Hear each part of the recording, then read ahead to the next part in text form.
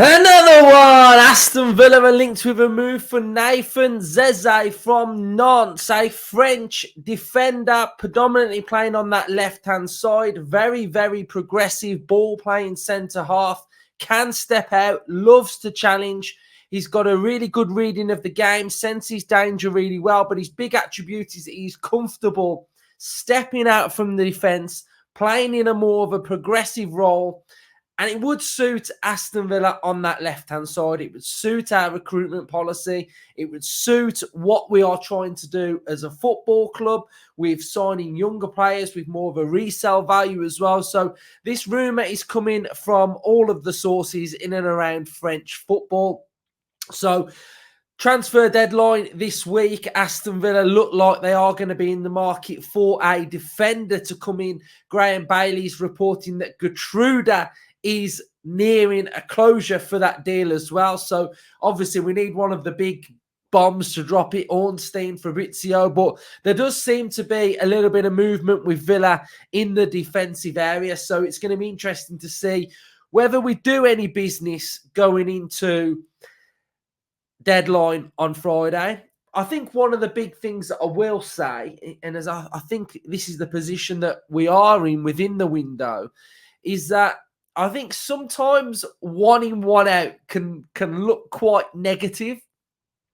And I think when you say 1 in, 1 out, you initially think of a club that's got like no money, that is trying to haggle and barter to try and get some quality to come in. But I think Unai Emery, over the last couple of weeks, has been mentioning that really he only wants quality that's going to improve the squad of what we've currently got.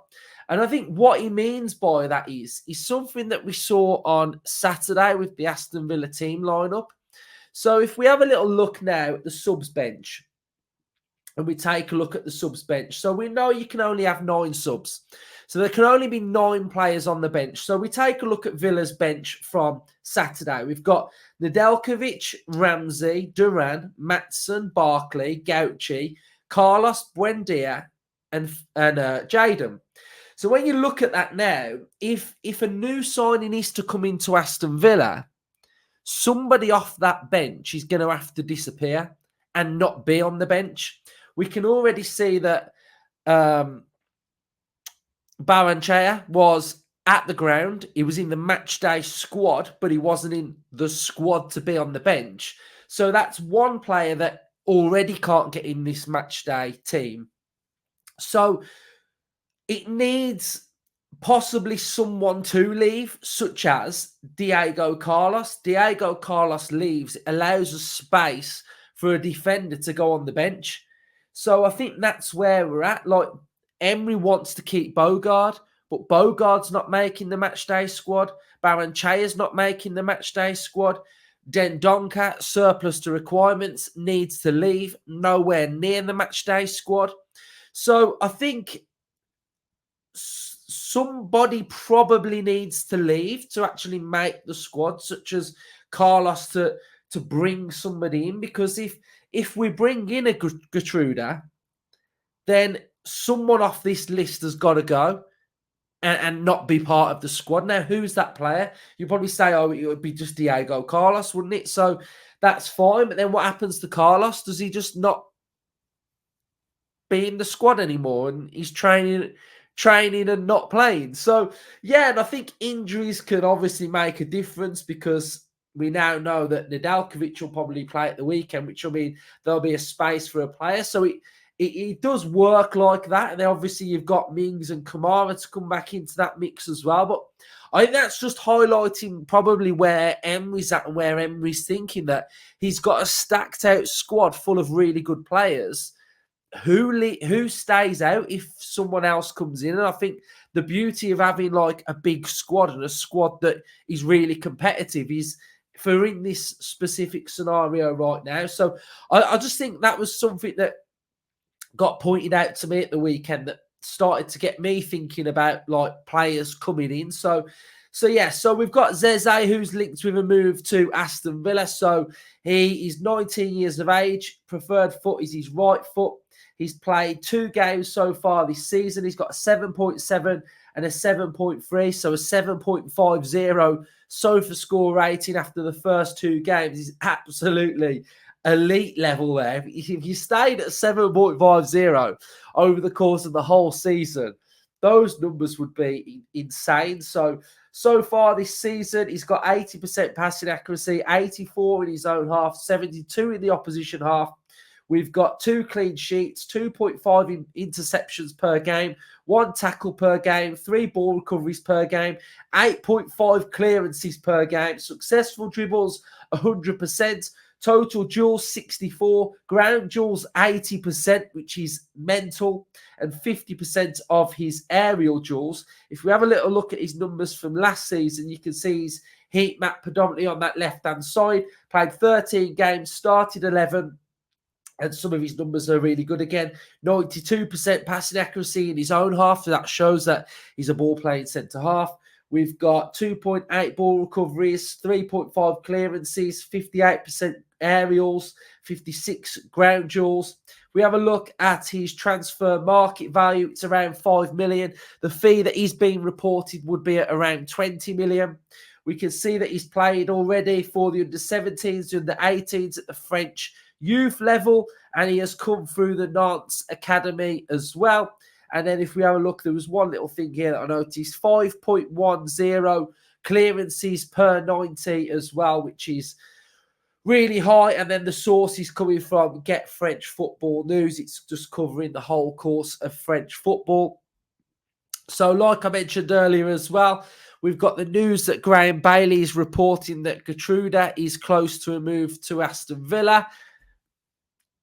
Is he close? We don't know, but that would be the area now with Matty Cash out for around a month. Nedeljkovic, can he play all of the games? I was really impressed with him at the weekend, but you know, it's a tough ask. Can he do it? We've got a tactical episode out for Leicester tomorrow.